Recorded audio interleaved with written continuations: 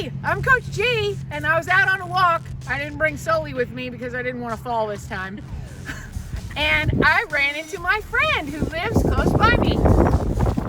Hey, I'm Coach Kirk. Want to say hi to all my Minshew Colts. Ran into my friend Coach G. We had an awesome idea because we have our sidewalk chalk. We're going to make the sidewalk chalk obstacle course.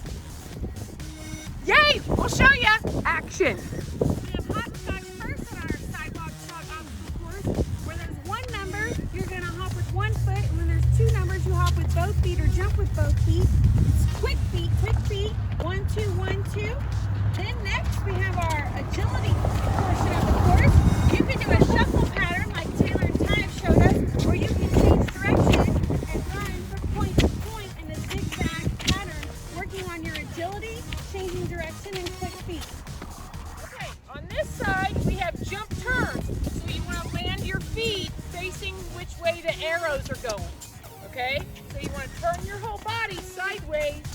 Then we end with our loop-to-loop. Oh, awesome job turning your body sideways. And then end with the squiggly line, loop-to-loop. You're almost there. You're almost there.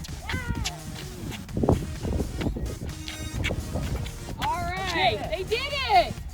We hope you've enjoyed this demonstration of our sidewalk chalk obstacle course. You can time yourself, compete against your siblings. We hope you have fun. Create your own obstacle course. If you do that, please post it. We want to see your obstacle course and what you come up with. So just have fun.